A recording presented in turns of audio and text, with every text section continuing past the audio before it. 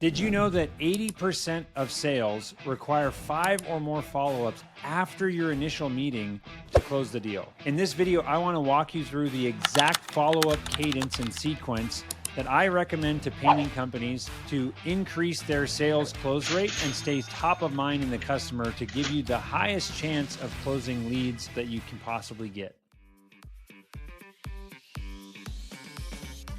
Hey, my name's Chris Kiefer. I'm the owner of Boolean Automation, where we automate painting companies and integrate all their software together. We have done over 60 interviews and discovery calls with painting companies all across the country, where we dive into their business, their processes, and we look for ways to optimize and help them, whether it's on their own with YouTube video content or direct them into the right resources, coaching groups, and other things that we are aware of.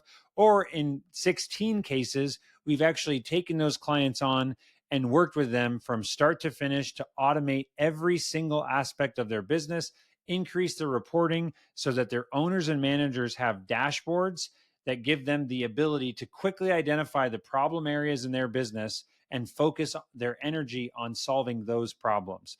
That's what we do here at Boolean. And in today's video, I want to talk to you about the post-sales appointment to closing the deal, that follow-up cadence that you should implement into your painting business to maximize your sales close rate. And before we dive in, I just want to say, if you do not have a structured process from the time a bid is sent to the customer to closing the deal, you are leaving money on the table.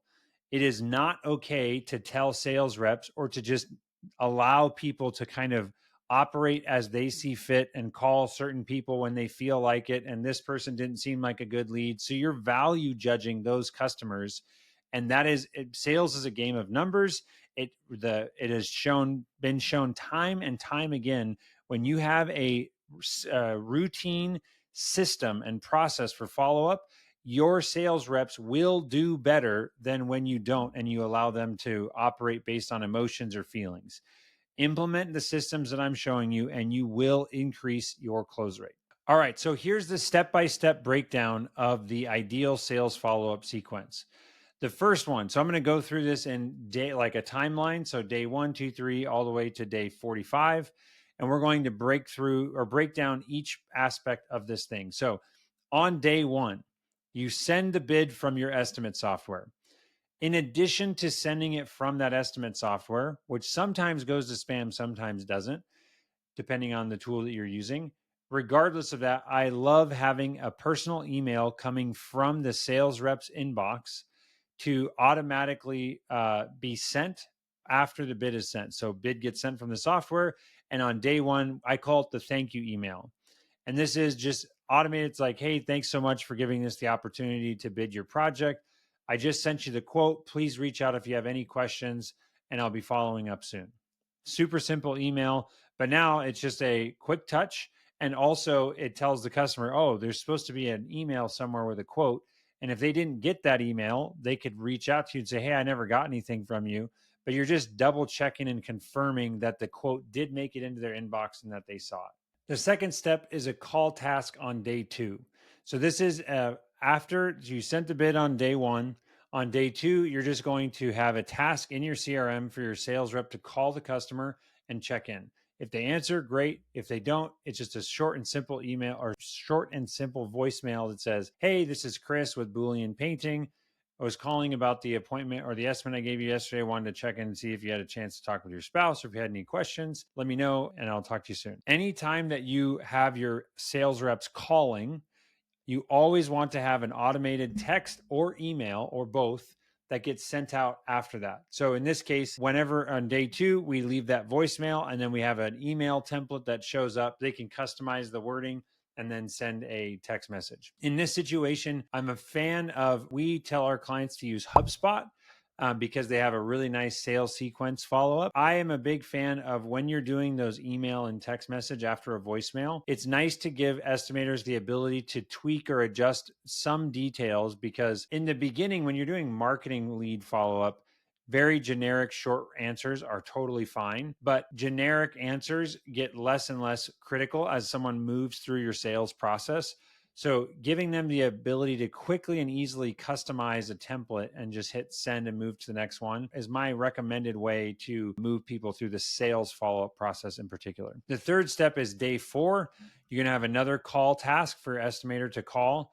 And again, the process of this entire thing is to get a response from your customer and some next steps or a decision.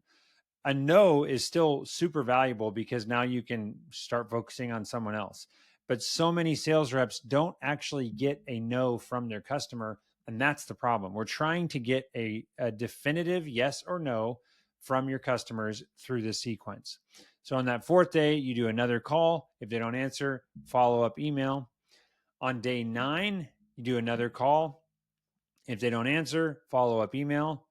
And then on day 14, if they don't answer, or on day 14, we stop with the follow up emails at this point. And these are less likely leads. So it's just make a quick phone call. If they don't answer, leave a voicemail, move on.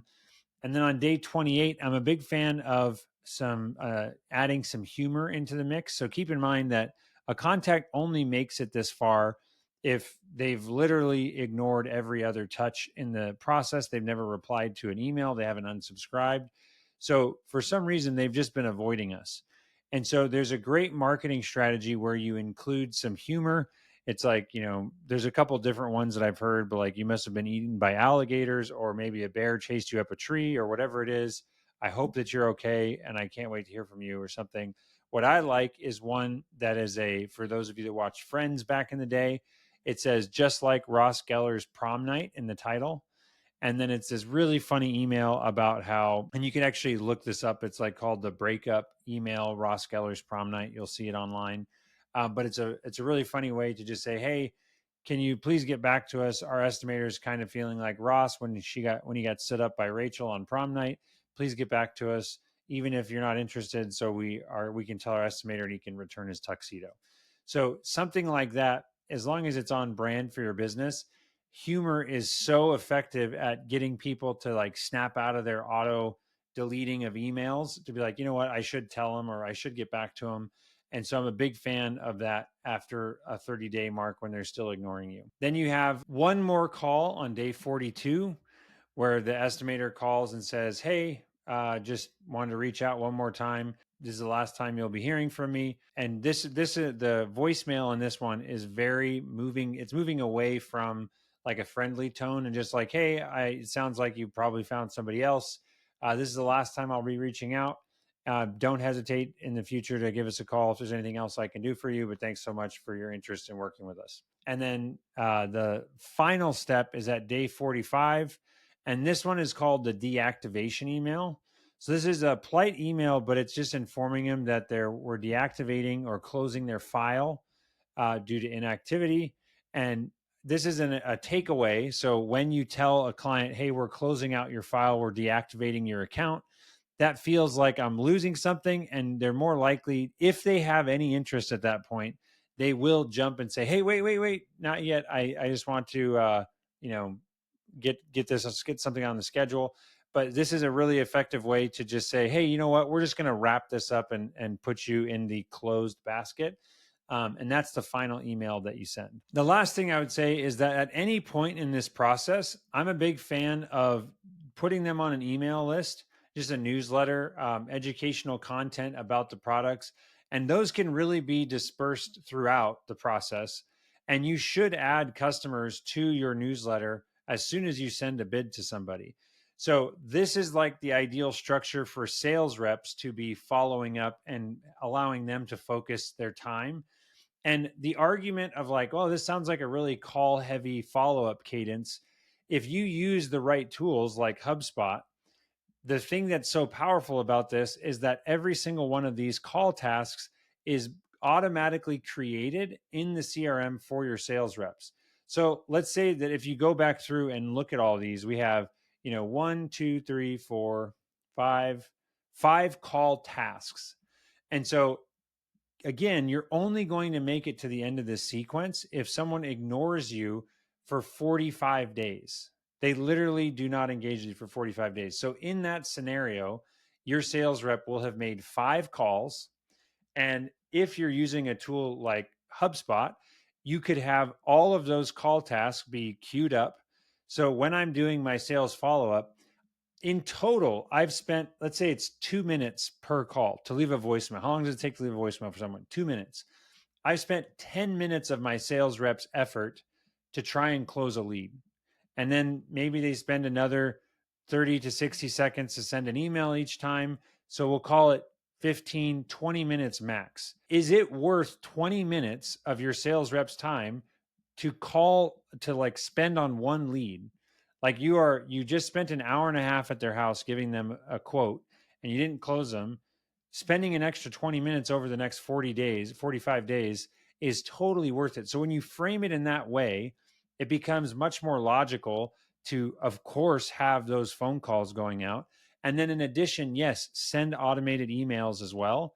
But it's really not that much time when you break it out over the long term. And keep in mind that half the clients, you're going to get a response within the first 3 attempts. And so you're only spending 5 to 10 minutes on those ones, because the 5 to 10 minutes that happens in the latter half, that is such a small percentage of leads that are going to make it that far. And so that's why I'm a big fan of call tasks, especially when you have the right tools to leverage your CRM effectively and make it efficient for your sales reps to follow up with people. And the bonus tip that I would give for you is, regardless of whether you're using HubSpot or some other CRM, you have to automate the process of task creation and make sure that you're not over creating tasks. So this is a really, really key thing, that if you have a system that doesn't stop creating tasks when necessary, and all of a sudden you're starting to flood your estimators with tasks that are incorrect or not relevant, then it gets to a point where they stop using tasks because there's so much clutter. It's like noise. They can't see through the noise and they start ignoring the task. And then you end up, 30, 60, 90 days in, and there's 250 tasks. You don't know which ones are outdated or irrelevant or whatever.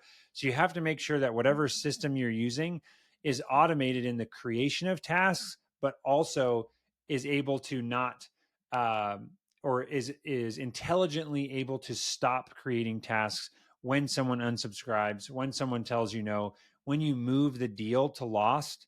You need to make sure that those automated follow-up tasks do not continue to be created. Thank you so much for watching, guys. I hope you found value in this sales follow-up sequence. This is to help keep you top of mind in your prospect's mind without overwhelming them. And this is a structured process to show professionalism and persistence, which is crucial to converting and closing those deals. If there's any other questions you have about how to automate your painting company, please don't hesitate to reach out. Drop your comments or suggestions down below for future videos, and we will see you in the next video.